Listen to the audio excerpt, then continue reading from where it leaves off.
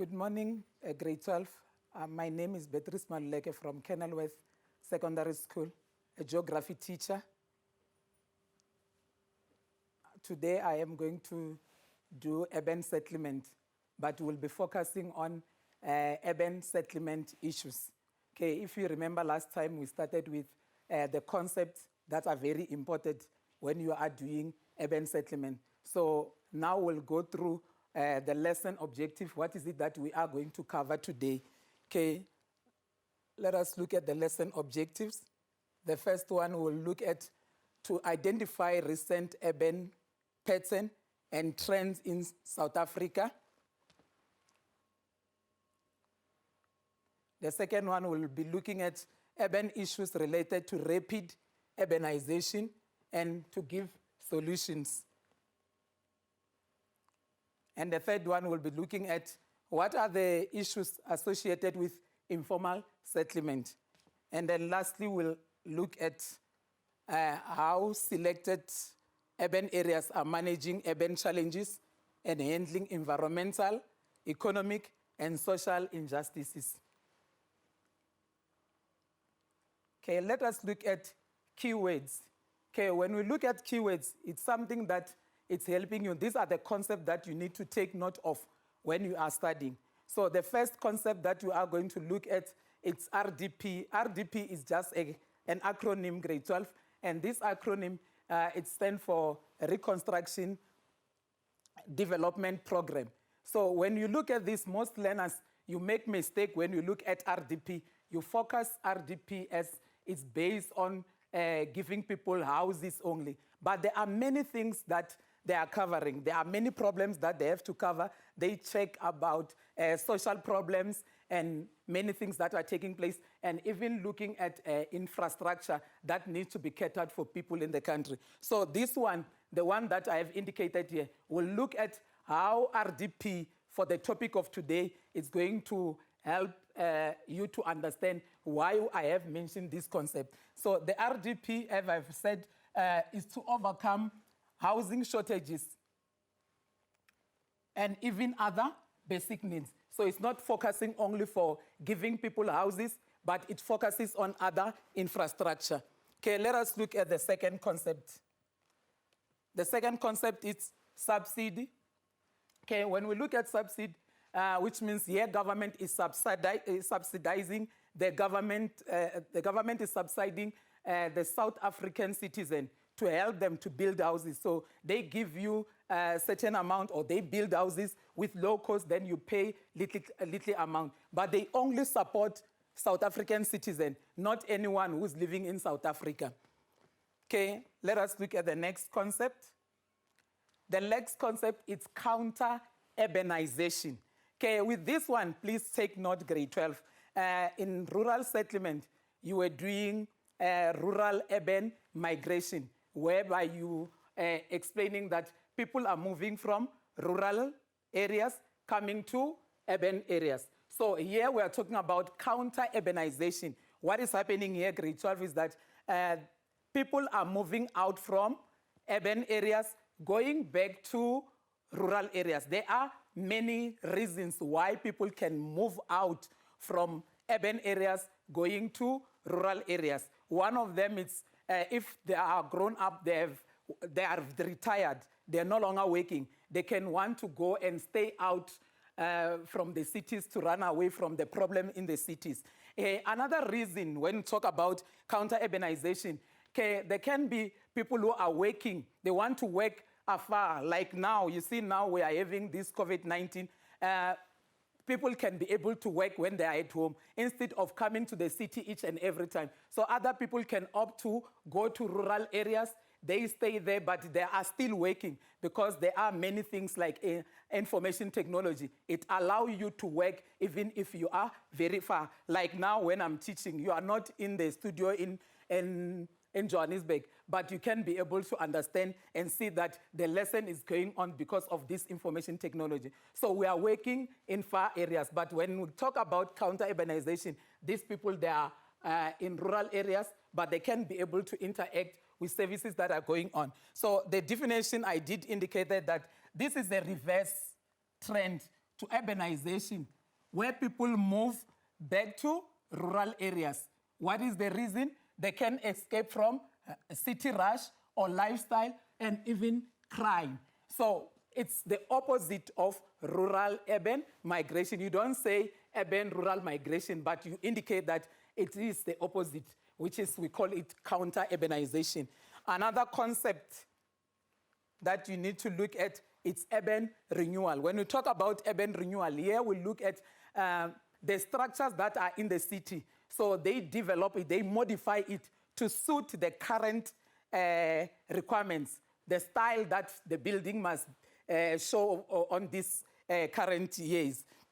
Okay, so how do we define urban renewal? I said it's the change of structure or design that suit the current requirements. Okay, let us look at the next concept. We look at facadism. With this one, when we look at facadism, this is one of the reasons that we are going to look at it in detail when we are covering the topic of today. So in urban renewal, we talk about, in facadism, we talk about the front building, which means the front building that is being built in the city. It has a certain structure, which means people have built that structure. It has what? An architectural value. Maybe it's the art design that is out of that building. So when they want to renovate that building, grade 12, they are not going to demolish the front part of the building. They will only do the development on the around or behind that place. So they leave the front view. That is why we are talking about facadism. So when we are defining it, grade 12, let us consider certain words here. Okay, I said the front of the building is maintained, which means it's being preserved so that it's being to be there for a long time, whereas behind they've developed it. Okay, and it's being maintained due to its architectural and new structure are built from the original facade. Okay, the next one is gentrification. When we look at gentrification, here we are looking at, we do have buildings that are in the city, old cottages or any structures. Here they are being developed or improved to suit the current lifestyle that is taking place in cities. So these are the things that you need to take note of. Okay, let us look at recent urbanization pattern in South Africa. Okay, when we look at this topic, there are a few things that you need to take note of. Okay, you must remember that when we talk about urbanization, we are talking about many people that are living in urban cities, which means it's a process whereby we have many people who are living in urban areas. Okay, so when we look at the trend, we look at South Africa right now. We are having many people who are coming from outside. Remember, I did indicate that we have rural-urban migration, we have counter-urbanization, which means there are people who are moving into the city, and there are people who are moving out of the city. So let us look at what causes urbanization to increase very fast. It's just because people are moving from where? From rural areas, coming to settle in urban areas. Not only that, other people can come from international borders, which means they can come from African cities and then to come and stay in South Africa. That's what we are experiencing currently in South Africa, that neighboring countries people, and even from overseas, they come and relocate in South Africa. Okay. Another thing, let us look at the percentage. What is the percentage of South African people who are living in urban areas? Okay, with this one, you must take note of, I indicated in the slides that is 60% currently. It's not the fixed one. Okay, you must know that it's a continuous process, which means people who are living in urban areas, they are increasing each and every time. So the percentage that you see here, you'll find that when you go to internet, it shows that it has increased because each and every year it has an increase because people are coming from different areas. So the percentage that I indicated here is 66%. Okay, let us look at urbanization, urbanization, it's continuing, it's taking place each and every time. Let us look at the graph. I put the graph here. Last time in the last lesson, I did indicate how important it is to study the graph and understand what is it that I must understand here. I said you take note of, you study everything that is appearing on the graph. The most important thing, the heading, is the one that will tell you what is it that you need to understand. So let us look at the heading. The heading is indicating urbanization trend in South Africa. And then on the left-hand side, they gave us the percentage of people who are living in urban areas.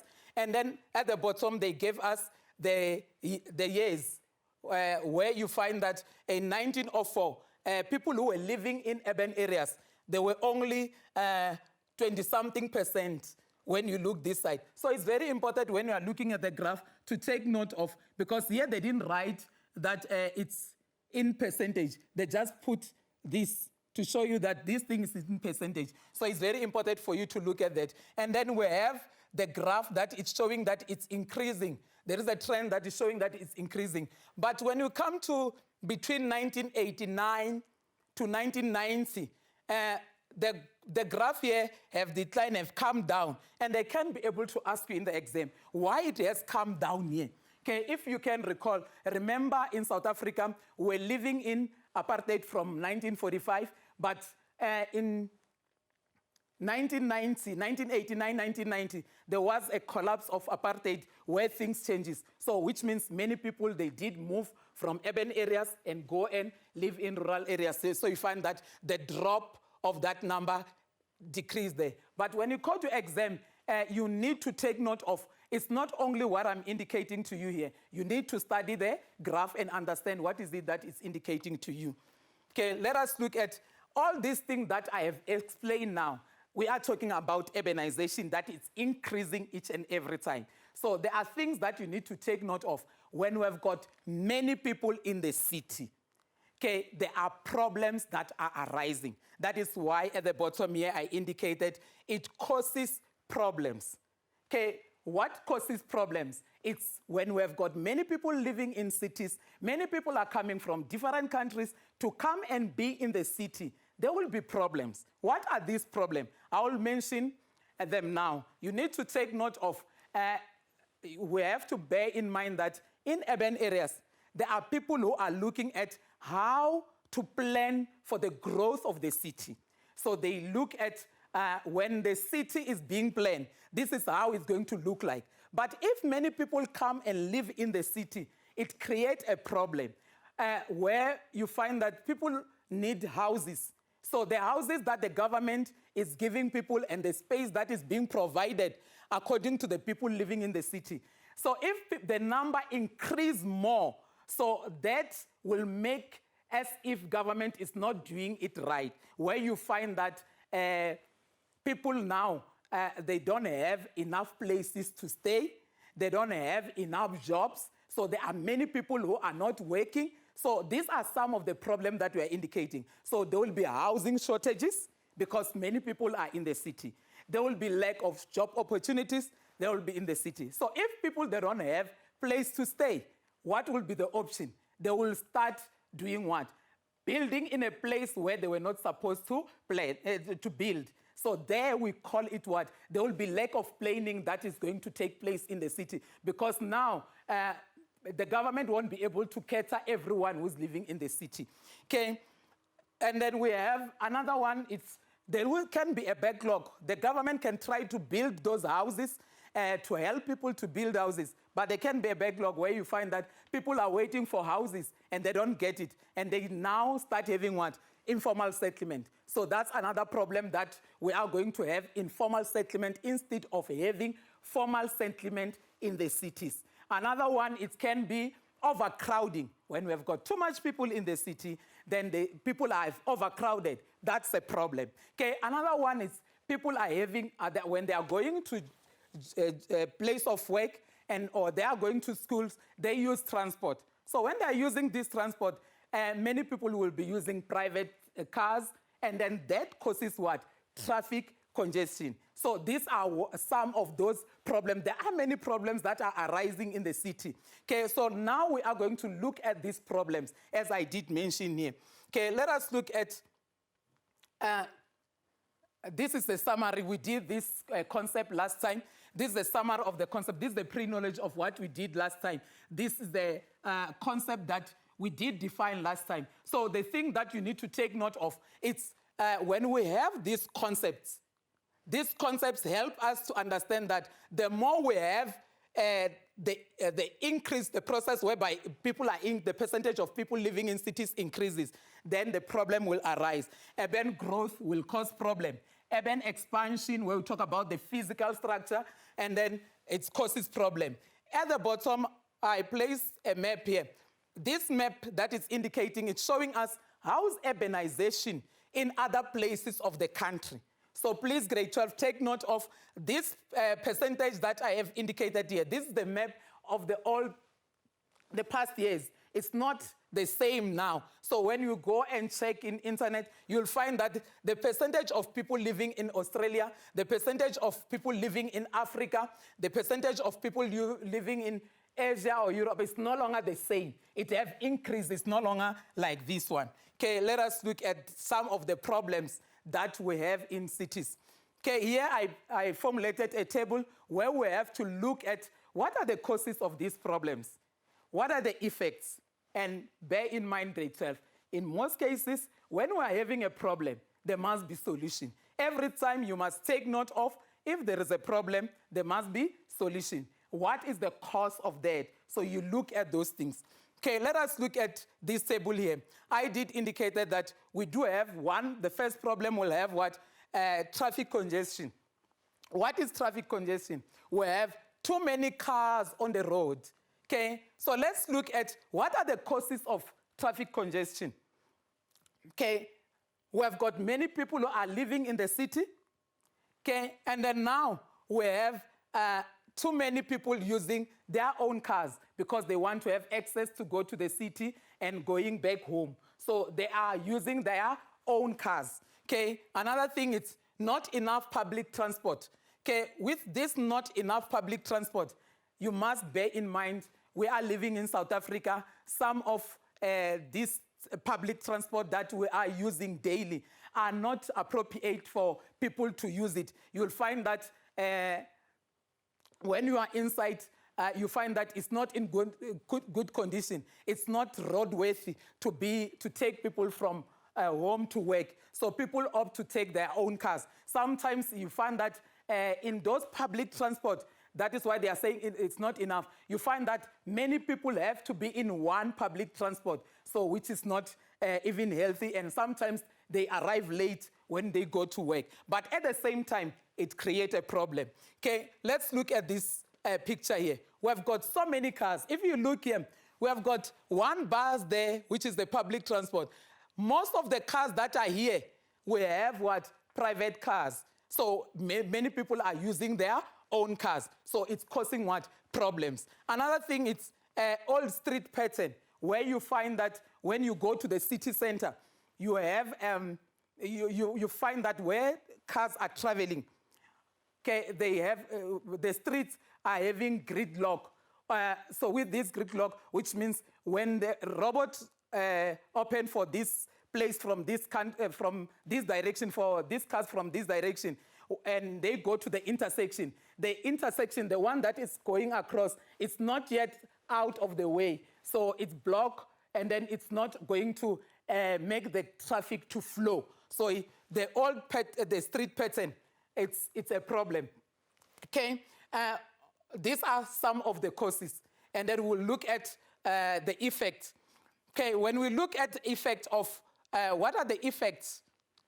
We've got too much cars on the road, so the effect is what? There will be air pollution.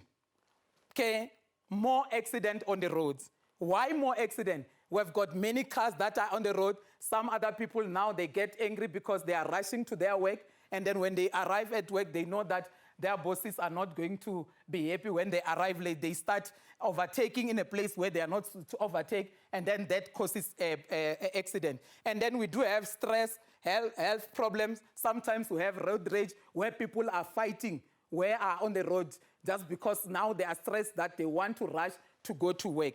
Okay, let us look at the solution. What are the solution of traffic congestion? We can improve what?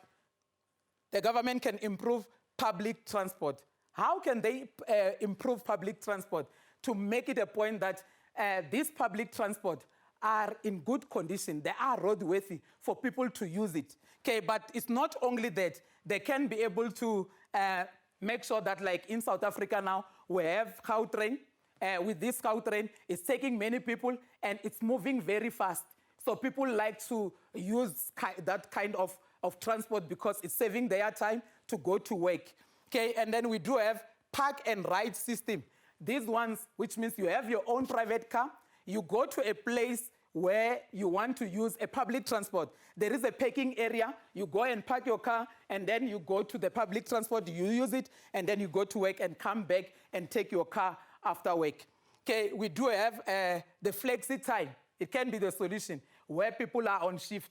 People come in the morning, and then at a certain time of the day, they knock off, and then when they knock off, the other group will come in order for them to do what? To come to work. So that will limit what? Traffic congestion along the road. Okay, and then we do have bus lane only. We know that we do have BRT, which is bus rapid transit, which means these buses are moving very fast. We have Rea Vaya in Gauteng. We even have My City in Cape Town. So there are places where you find that these lanes are only for the what? For the buses that are traveling there. So it saves time.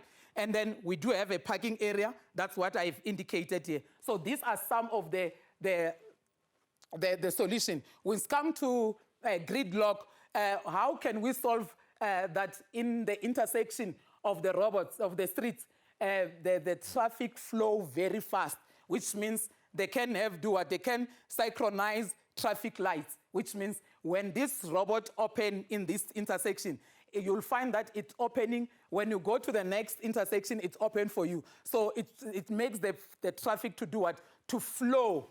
Because one robot in the street, when it's open here, the next one, when you arrive, it will open. And when it closes for the one that is going to the right side, the one that are going across, it will allow the flow of traffic. Okay, let us look at the second problem. We have urban decay or urban blight. What is that? What is urban decay? What is urban blight? When you look at urban decay, we are talking about when you go to the city center, you will find that we do have the buildings that are no longer maintained, the buildings that are being abandoned. People no longer take good care of those buildings. Okay, and then when you find that there are those things, it's urban decay. If you can recall grade 12, I know that now you are doing the research. In that research question, there is a place where they showed us urban decay in Pretoria. So this is what you need to understand, is that when you look at that building, it's no longer in good condition. So what causes that? Okay, what are the causes of that? You'll find that people now, they live next to the city, the CBD. They know that people who are in the CBD is growing, it's expanding outward. So people can decide that, you know what, just because we are here, okay, they no longer maintain those buildings, knowing that the people who are doing business, they can buy it and fix it for them. Other people maybe they're no longer, they decentralize, they move out and go and live in the outskirts. There can be other things, they abandon their buildings. Sometimes is that other people, they no longer have money that they can be able to maintain those buildings. They are waiting for people who are having business to buy from them. So these are some of the things that you need to take note of when we are talking about urban decay. Okay, let us look at what are the effects of this building. Why? What is it that is going to happen when we have got so many buildings that are no longer utilized in the city? Slums can develop. What are slums? You'll find that it's low quality housing or shanty house where you find that there is no proper services. There is no reliable sanitation. There is no good services like electricity. There's no electricity, access to clean water. Those things are no longer catered there because the buildings are no longer taken good care of. Okay, another thing is the services decline. That's what I just explained now. And then increase of pollution. People, they don't know care. They litter anyhow. And then they can be able to, when they are living in these places here, you'll find that people, they just go and hide in that place and then do what? And commit crime in those areas. They will find that they are committing crime. And then sometimes they are abusing drugs when they are hiding in those buildings that are being abandoned. So there are many things that can affect the city there. And then another thing that we need to look at now, we have to look at what is the solution of the urban decay.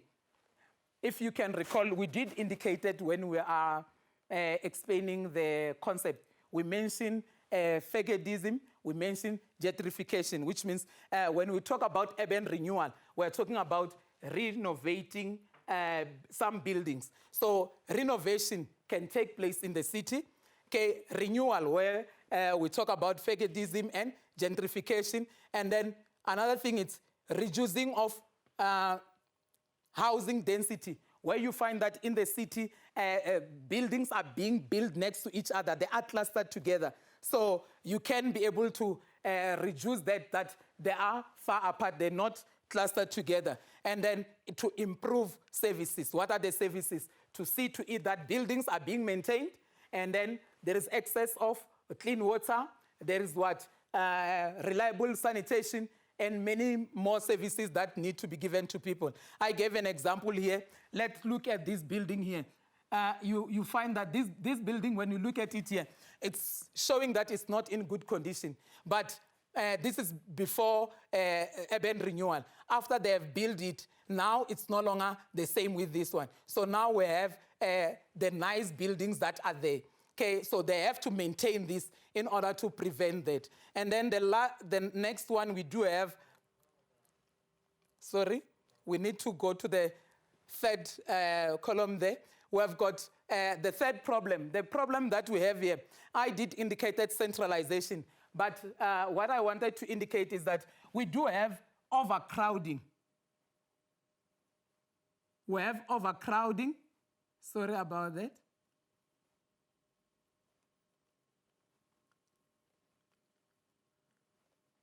We have overcrowding. So overcrowding, which means we have got too many people in the city. Why we do have overcrowding? Because of many functions are clustered where? In the city. They are in the city. So many people come and be in the city there. Okay, so let us look at what are the causes of this overcrowding. What causes overcrowding? There is a high demand of land in the city. Everyone wants a place to stay in the city. Everyone wants a place to do businesses in the city. So we end up having so many people in the city. Some other people, they are looking for better job opportunities, so they come to the city because they want to work in those cities. Okay, and then we've got too many people living in the city. That's what I've indicated. And then, sorry about this one, which means when I drag the slide, I put it in the wrong place. This one was supposed to be here. Here, it's accessibility. If you check the city, it's easy to reach the city and go out of the city. So people, they want to be in the city because it's easy to access into the city and even to go back home. So that is why you find that we've got many people who are overcrowded in the city. Okay, let us look at the effects. What are the effects? Where we have got so many people, the place can be filthy, dirty. That's what? Increase of pollution. Health problem. Like now, you saw it when we closed first term. They indicated that we need to be indoors because of it's easy for us to transmit these diseases of coronavirus. Okay, so now in cities, people are living anyhow. So it's easy to transmit these diseases to each other because when you are too many, you are being in contact with people who are very close to you. So that is why even now we have to talk about social distancing. A person must be there. So, but if you look here, if people are like this, it's not easy for you to do what social distancing in a place like this. Okay, so that is why we talk about the health problem. And then another thing is destruction of environment. Okay, when we have so many people, they will build. Obviously, when they are building, they are cutting down trees. They are staying in those areas that they were not supposed to stay. Sometimes they go to a place where there is this green belt, where there are many trees that were reducing heating in the cities. They go and stay in those places. And then when they do that, which means now they are distracting what? The environment. Another thing is too much waste. We've got so many people in the city. Littering will be a lot. And then even air pollution will be a lot in those cities because people are using different type of vehicles to go to the place of work. Okay, and then let us look at what are the solutions. The solutions, okay, when we have overcrowded, what is the cause of people to be overcrowded? It's because they are centralized or function in the city. So what will be the solution? Okay, let us look at that. Decentralization of functions. What do we mean by that? We move some of the function from the city center to go to the outskirts, to the edge of the city, so that people, instead of coming to the center of the city, some will go to the edge of the city on the outskirts. And even people who are coming from rural areas, instead of they come into the city center, they will be by the edge, working in those areas there. Okay, we do have what? The problem will be green belt. Green belt, I showed a nice picture here where we have got so many trees. We know that this is part of the resources that you need, maybe to make fire, to cook, to warm yourself. Okay, you can get it here on even to get these trees in order for you to construct your structure. But cutting without planting another tree, it's a problem, because now you will make sure that you'll make it a point that these things are no longer going to be there, because when you cut and you don't plant again, it will be a problem. So which means there will be a high pollution in the city. And then another one is stricter control of pollution, where the government can install laws, legislation laws that you must not dump here. Okay, and then we know that where we are living, grade 12, that people sometimes they just go and dump anyhow. Okay, how can we solve something like that? Okay, you clean the area, you can clean the area, but when you clean the area, you place a board to indicate that no dumping. But people still come and do dumping, more especially in rivers. You'll see it when we talk about it later, that people come and dump inside the water. So how can we do something like that? Strict control, you can be able to buffer those areas.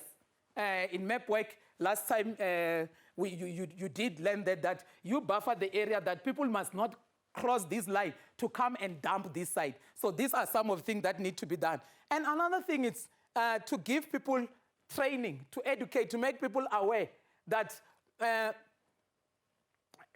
littering is not good. These things that are causing this problem, it's not good. You educate people that you don't litter. Instead, you must be putting everything where you're supposed to put. The waste is having a place where you have to place those things. Okay, you educate people and give them skills in certain program. You educate, like at school, we have those big bins where you have to go and put that's inside. And even the classroom, you do have where you put the waste inside. So these are the things that we need to indicate. Okay, let us look at another problem, service provision.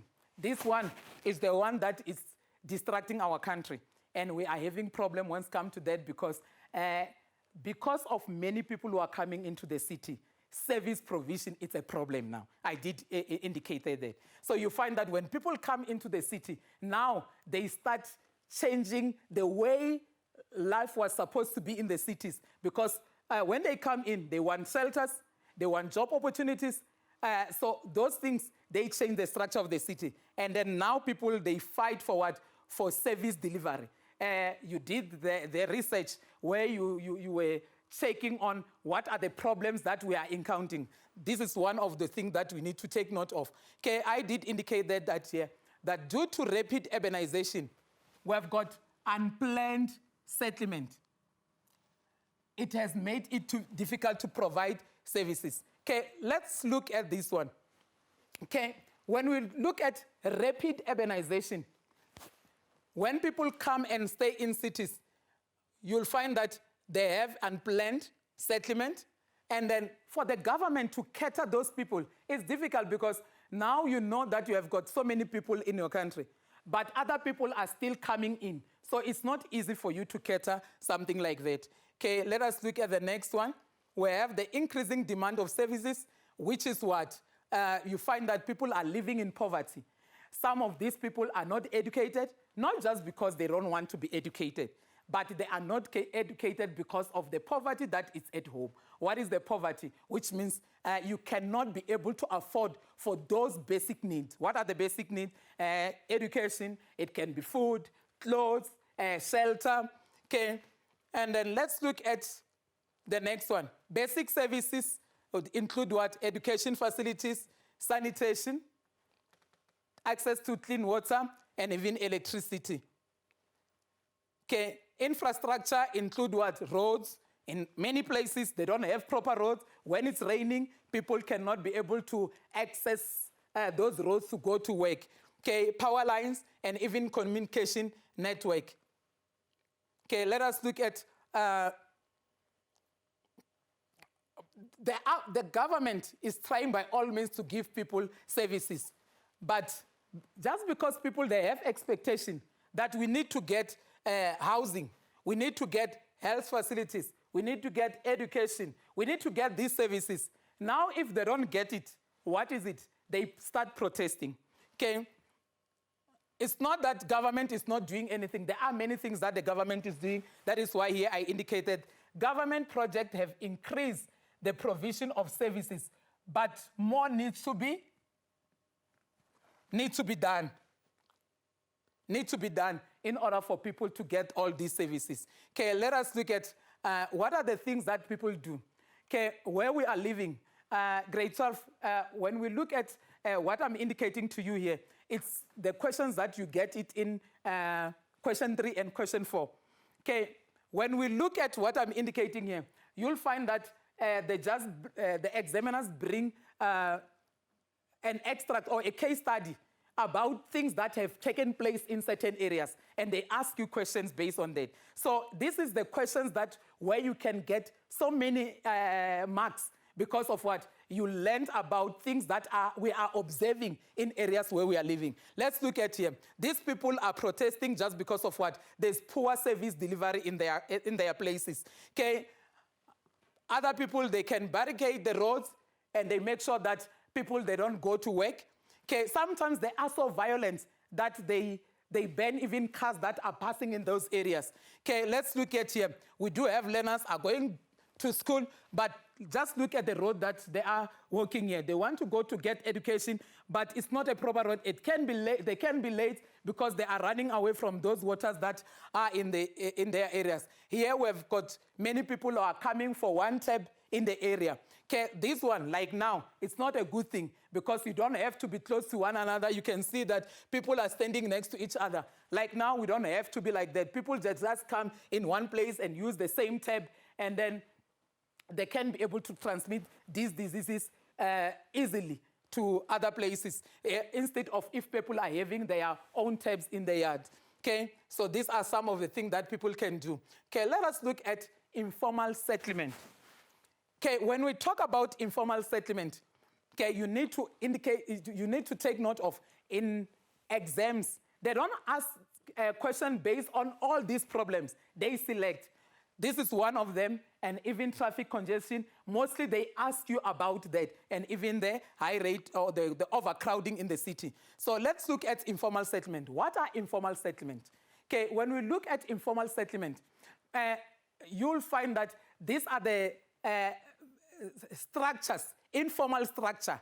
These are the informal structures that are built using the scrap material, which means they use the material that it's like corrugated irons or tires or a card box. So when they build it, they don't use proper bricks or cement, but they just use anything that can make them to build a temporary structure that they are going to be there. But it's not like a tent, okay? So let's look at this informal settlement, where I indicated that mostly you get what? Densely populated areas. Where we have informal settlement is densely populated. What is it? Okay, sometimes illegal settlements, makeshift with dwellings from scrap material. I've already indicated that. Where is it? Where do we find this? Okay, on the edge of the city. Why at the edge of the city? So that they can be easily accessed to go to the city to look for job opportunities, to look for better schooling. So that is why they come closer to the city. But sometimes you'll find that they are not at the edge of the city. They are just close by, 30 kilometers or less away from the CBD. There are informal settlements that are built like that. It's very close to the CBD. Okay, the problems. What are the problems that we encounter in informal settlement? First, we look at lack of infrastructure, no proper sanitation, no access to clean water, no electricity, refuse removal, lack of amenities. When we talk about amenities, there's no sporting places where learners can go, youth can go and play, but they have to be indoors. There is no space because everything is being clustered. Fire, it's one of those things that is challenging, like winter time now. We'll talk more about that. And we've got high population density. We've got so many people who are living in these areas. Okay, let us look at the growth of this urban settlement. Okay, some of the things I've already indicated. These people, they occupy the land that belongs to individuals, government, or companies illegally. People who are building informal settlement, they just go and build any place where it suits them to be there. It can be next to the river where you find that when the river floods, they are going to be flooded. But just because they wanted to build, they build anywhere in those places. Okay, let us look at the picture that we have here. Okay, when you look here, we do have shacks here, and then we have water here. So these people just come and build here. And then you see if in South Africa we have got a dry climate. We don't have raining, that it's raining throughout the year. So it's easy for people to go to a certain place and go and build just because this place, it was not surveyed that it's a proper place for people to live in. They just go and sit there because they see an open space. And they don't even ask, it belongs to who? They just come and sit there. Okay, when they are building there, when it's time for rain, the area will be flooded. And these people need to be what? To be moved. And they have to look a place for them, a place of safety that they have to go and stay in those areas. To show that these places that are occupying, they are not there legally. Okay, you'll find the red ants come and move them. They move them today. After 3 days, they come and rebuild again because they are looking for a place to stay. Okay, let us look at these issues. I've already indicated them. I want to show you the diagrams, the pictures. Okay, when we look here, I've already talked about this. In informal settlement, we don't have proper streets. We do have this muddy one where you find that when it's raining, it's not easy for people to use it. Okay, fire, we did talk about fire when we were talking about the problems in the informal settlement. When one shack caught fire, the whole area, because they are close to one another, they are going to be burned with fire. And then look at this pole, illegal connection. They go and take electricity in a place where there is electricity. And then this is dangerous even for their lives, because when they are connecting these things, it's not going to be good because sometimes they put it across the street where people are traveling. We have got so many issues where you find that people have lost their life just because of illegal connection of electricity. So these are some of the things. I want to conclude on this slide with this last point. I said people use paraffin stoves, lamps, candles, fire. These are the things that causes fire to destroy demolish their properties. Okay, let us move on to what are the strategies that we can be able to consider. Okay, remember I said every time when there is a problem, there must be solution. Strategies to address these issues. We've got building low-cost housing by government. That's where we talk about subsidy when we are defining the concept. And then infrastructure development. Remember I said the RDP is not only for housing. There can be construction of road, giving people electricity. There are many things that they can be able to give there. Okay, and then when we look at strategies to solve that, these are the houses that are being built. Let us look at this. We have houses that are built. They have solar panel on top, which means it's easy for them to be what? To have electricity. And then they have what? Sanitation. We see the pipes there. They have water inside. So now this one, it's a good condition for people to live in. Okay? And then here we talk about the skill, giving people skills. Okay, when you look here, there are people who are being developed. And then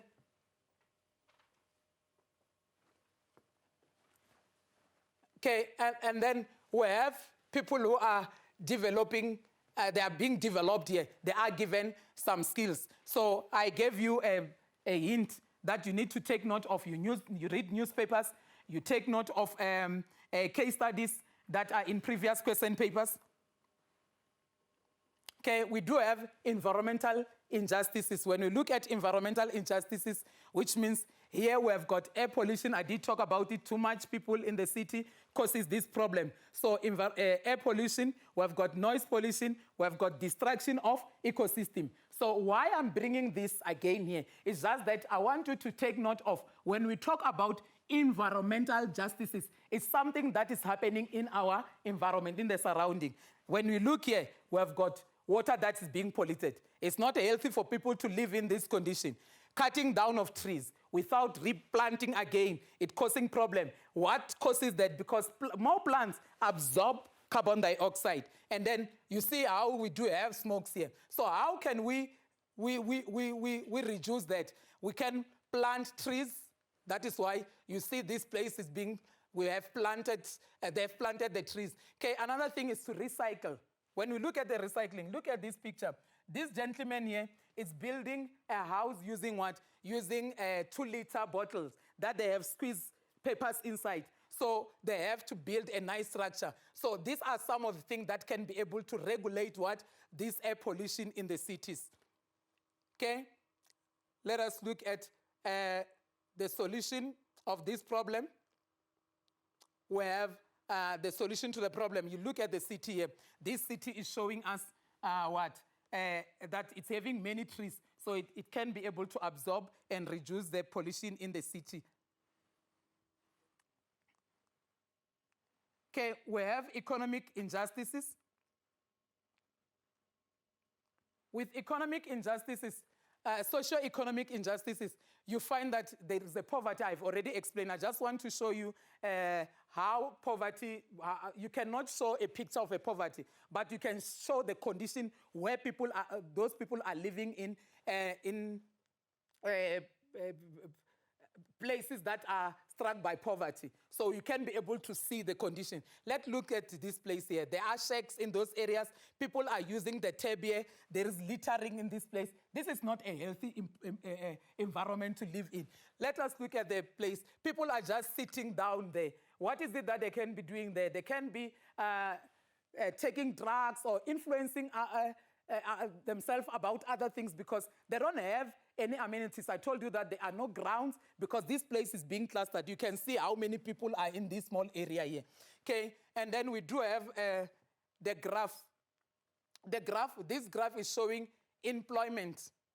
Okay, the rate of employment that we have now in South Africa. In January, this graph, I took it, it's showing up until January.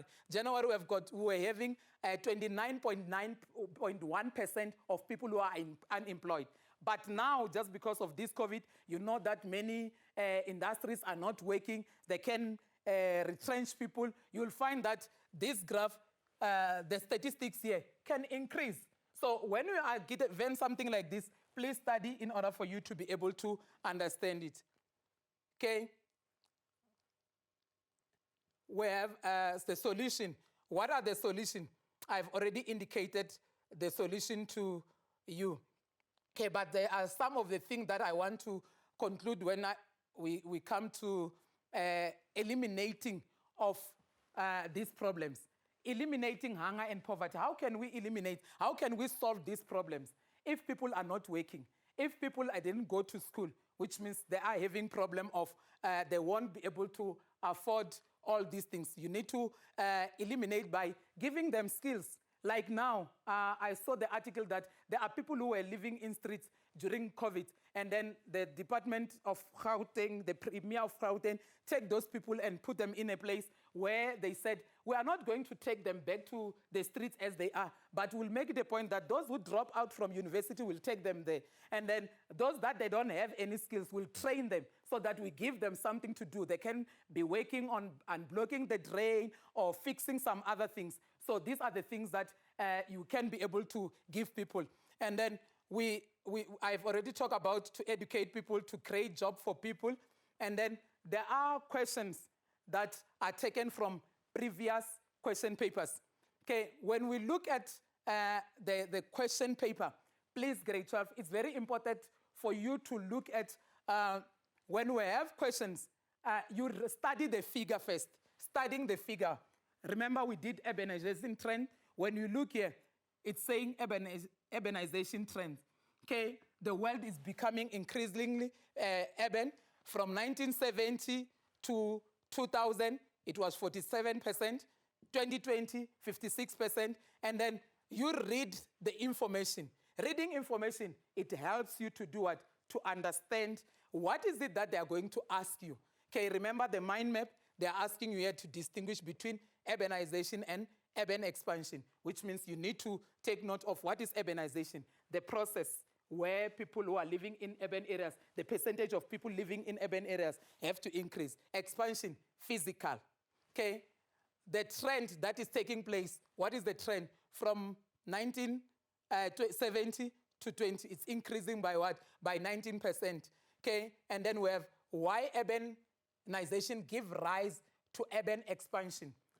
The more we have, more people in the city, they need structures to live in, so they must do what? They must extend. That is why we have got what? Physical expansion. I have given you the memorandum of these questions. Okay, when we are trying to do it, it's everything that we did today. Okay, in a paragraph of 8 lines, you account using problems that result from rapid urbanization in the city in developing areas. Okay, so when you look at the guideline that I gave you when it comes to paragraph questions, please take note of a paragraph question is not only in point form. You need to have connected sentences together, but they must be facts. What is it that they ask you to indicate there? So rapid urbanization, it gives us what? Population density, poverty, infrastructure are not good. They've got diseases in those areas. And then we have the traffic congestion. I just want to highlight something here. You look at the questions. Okay, you have this infographic here. It's showing you many cars. That's what we talk about. But when you look here, they indicated what? Percentage of traffic, and then they indicated with a key. A place with heavy traffic, it's red. Place with moderate traffic, it's orange, green. But at the end here, they gave you what? A graph. The graph that it's indicating what? It's indicating, the graph that it's indicating how's the traffic in the morning.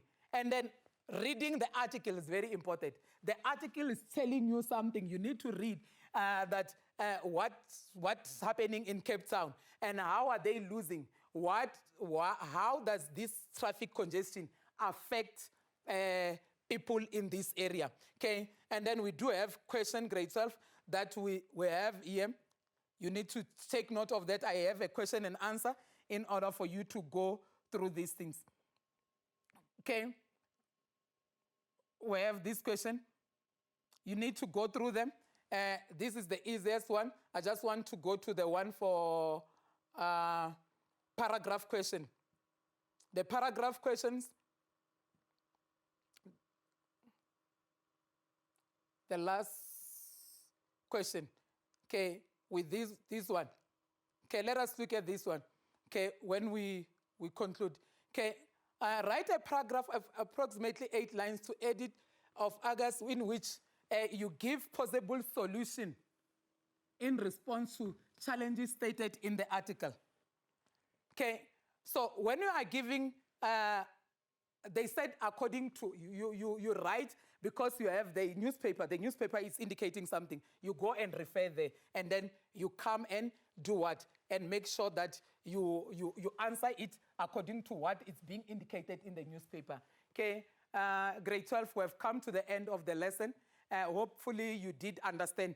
Just go through these questions. And another thing that you need to take note of is that now you will be going back to school, and then we did rural settlement and urban settlement. But the most important thing is go through previous question papers, make it a point that you understand the concept, you practice these activities, and hopefully next week all of us will be back to school, and then next day you will be going to the university. So prepare thoroughly and make sure that you work with your teachers in everything that they are guiding you, and even using the exam guideline, because at the end of the year, everything that is in the exam guideline is what is going to be in the exam. And I thank you, grade 12. May the God richly bless you. Thank you.